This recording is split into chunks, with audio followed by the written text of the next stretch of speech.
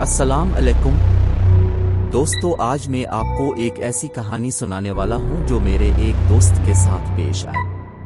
یہ کوئی خیالی کہانی نہیں بلکہ ایک سچا واقعہ ہے۔ اگر آپ کمزور دل کے ہیں تو شاید یہ کہانی آپ کے لیے نہ ہو، لیکن اگر آپ ڈرونی کہانیاں سننے کے شوقین ہیں تو بیٹھ جائیں اور سنیں یہ دل دہلا دینے والی کہانی۔ یہ بات ہے کچھ سال پہلے کی۔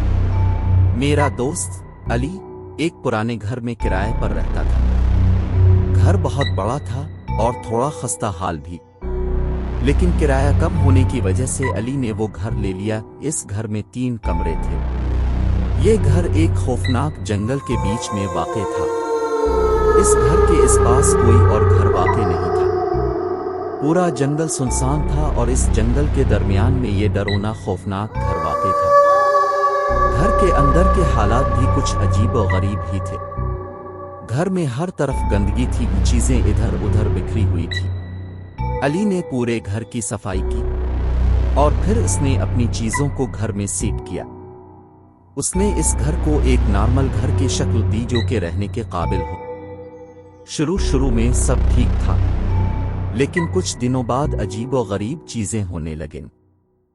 رات کو علی کو کمرے سے سرگوشیوں کی آوازیں آتی تھیں۔ ایسا لگتا تھا جیسے کوئی آہستہ آہستہ بات کر رہا ہو۔ جب وہ اٹھ کر دیکھتا تو وہاں کوئی نہیں ہوتا تھا۔ کبھی کبھی فرنیچر خود بخود ہلنے لگتا تھا۔ علی بہت ڈر گیا تھا۔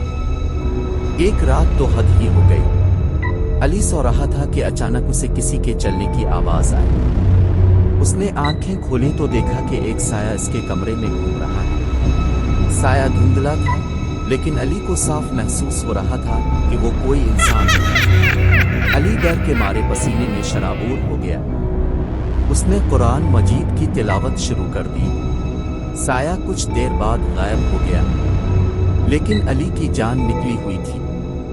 اس نے فیصلہ کیا کہ وہ اب اس گھر میں نہیں رہے گا۔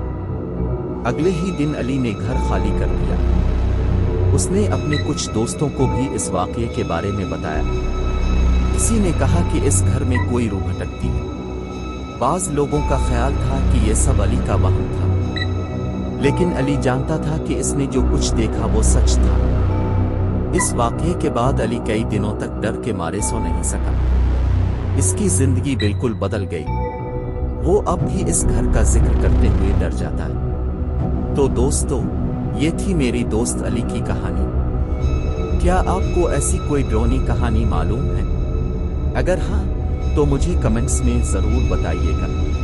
یہ دنیا بہت عجیب ہے۔ ہم بہت سی چیزوں کے بارے میں نہیں جانتے۔ شاید کچھ روحیں اب بھی ہمارے ارد گرد موجود ہیں، لیکن ہمیں ڈرنا نہیں چاہیے۔ اللہ تعالی ہمیشہ ہماری حفاظت کرتا ہے۔ اگر آپ کو میری یہ کہانی پسند آئی تو ویڈیو کو لائک کریں اور چینل کو سبسکرائب کریں۔